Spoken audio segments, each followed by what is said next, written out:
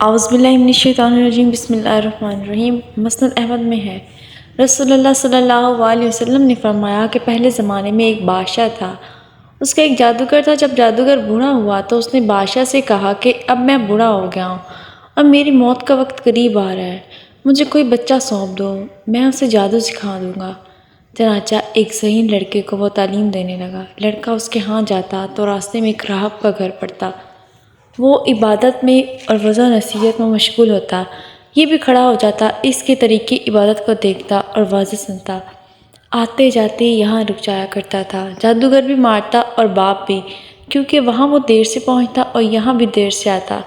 ایک دن بچے نے راہب کے سامنے یہ شکایت پیش کی۔ راہب نے کہا، جب جادوگر تم سے پوچھے کہ کیوں دیر ہو گئی تو کہنا کہ گھر والوں نے روک دیا تھا، اور اگر گھر والے بگڑے تو کہنا جادوگر نے روک لیا تھا۔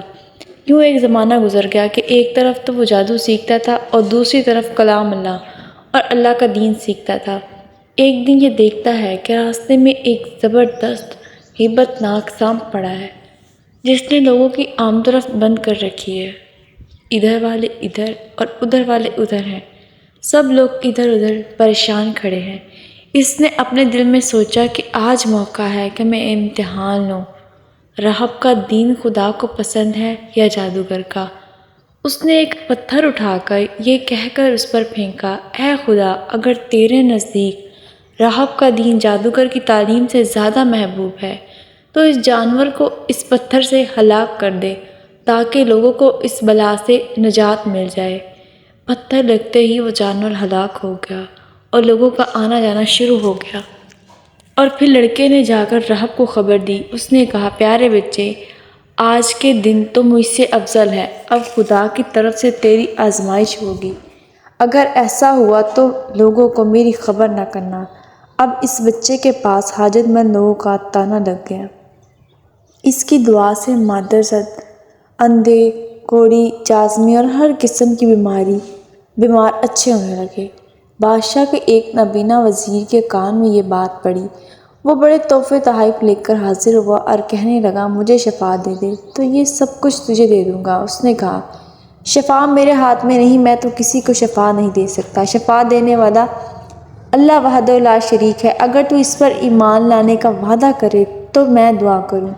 اس نے اقرار کر لیا۔ بچے نے اس کے لیے دعا کی، اللہ نے اسے شفا دی۔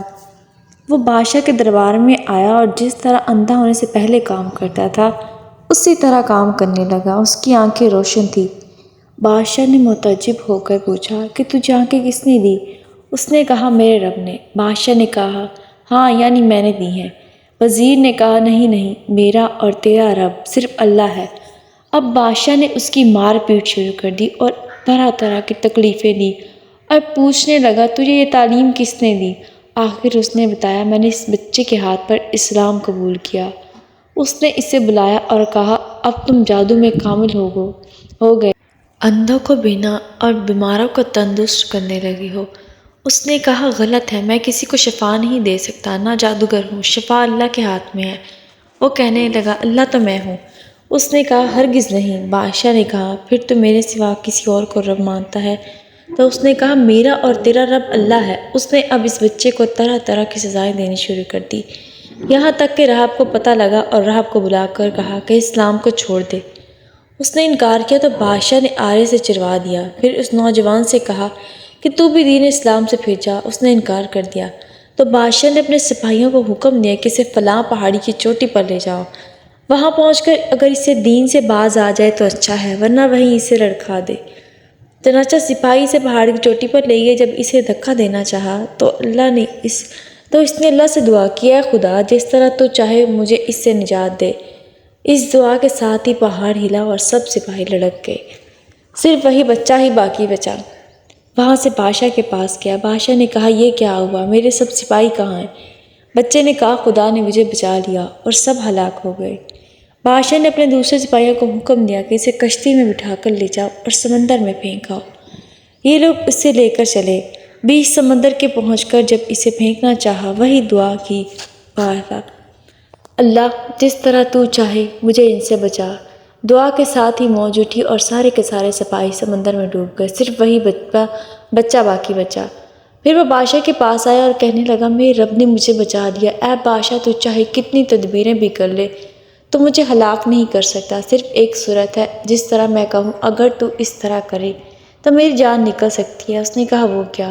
اس بچے نے کہا تمام لوگوں کو ایک میدان میں اکٹھا کرو، پھر کھجور کے تنے پر مجھے سولی چڑھا اور تیر کو میری کمان پر چڑھا اور بسم اللہ یعنی اللہ کے نام سے جو اس بچے کا رب ہے پڑھ کر تیر میری طرف پھینک اور مجھے لگے گا اور میں مر جاؤں گا۔ بادشاہ نے یہی کیا، تیر بچے کی کنپٹی میں لگا، اس نے اپنا ہاتھ اس جگہ رکھ لیا اور راہ خدا میں شہید ہو گیا۔ اس کے ساتھ ہی چاروں طرف سے آوازیں بلند ہو گئی، ہم اس بچے کے رب پر ایمان لائے۔ یہ حال دیکھ کر بادشاہ کے ساتھی بڑے گھبرائے اور کہنے لگے ہم تو اس بچے کی ترکیب سمجھے ہی نہیں، دیکھیں اس کا اثر کیا پڑا ہے، سب لوگ ہی دین اسلام میں داخل ہو گئے۔